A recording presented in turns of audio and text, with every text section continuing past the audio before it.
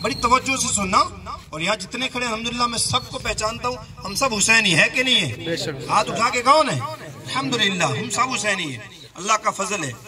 इनकी इमाम हुसैन की वालिदा की शान में गुस्ताखी की, ऐसे बात है, जब गुस्ताखी होगी तो आशिक तो बर्दाश्त नहीं करेंगे।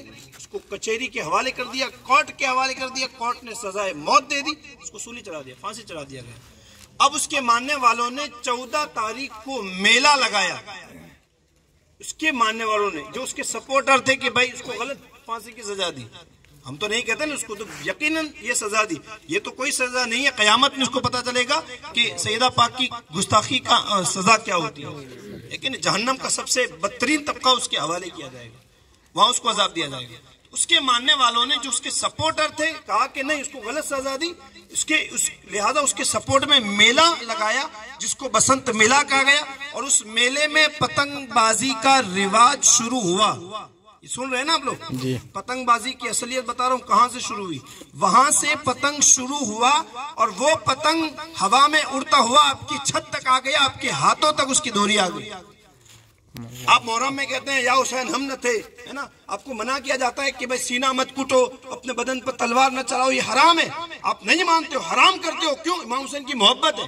हालांकि मोहब्बत में हराम करने की हरगिज़ से इजाजत नहीं है, मगर मैं आपसे ये पूछता हूँ कि आप इमाम हुसैन की मोहब्बत में अपने सीने पर तलवार मारने को तैयार हो कि इमाम हुसैन की माँ की गुस्ताखी करने वाले की याद में जो है मनाने के लिए जो पतंगबाजी शुरू की गई, उस पतंग की डोरी को छोड़ने के लिए तैयार नहीं हो?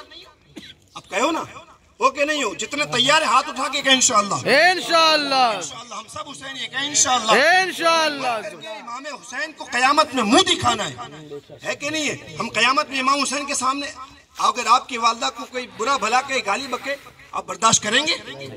नहीं करेंगे। अच्छा, जो उसका सपोर्ट करे उसको बर्दाश्त करेंगे? नहीं करेंगे। आप गौर तो करो, इमाम हुसैन की वालिदा की गुस्ताखी करने वाले की याद हम छतों पर चढ़ चढ़ के, अच्छा मुफ्त में भी नहीं, पैसा दे दे करके, अपना वक्त बर्बाद कर करके, और फिर अल्लाह बचाए कैसी कि अपने घर की औरतों को भी छत पर ले जाने की, कैफे बजाने की। और अल्लाह की पनाह, लोग फजर में अजान होती है, हय्या अला सलाह, हय्या अला सलाह 2 बार, आओ नमाज की तरफ 2 बार, आओ कामयाबी की तरफ 2 बार, अजान में 4 बार आओ आओ बुलाया जाता है, इकामत में फिर 4 बार बुलाया जाता है। उसके बावजूद उठाने के लिए, सदाए मदीना देने के लिए लोग आते हैं कि उठो फजर का वक्त हो गया, हम नहीं उठते।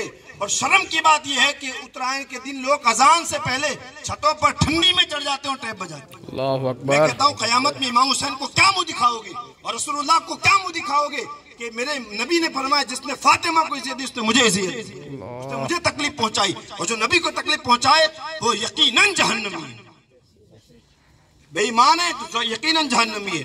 लिहाजा मैं आपकी बारगाह में, ये उलमा इकराम इसीलिए आए हैं कि इन खुराफात से आपको बचाएं और इन गुस्ताखी वाले दिनों को आप हरगिज ना मनाएं, है ना। आप हाथ उठा के इंशाअल्लाह, कौन कौन नहीं चकाएगा बताएं इंशाअल्लाह, है ना।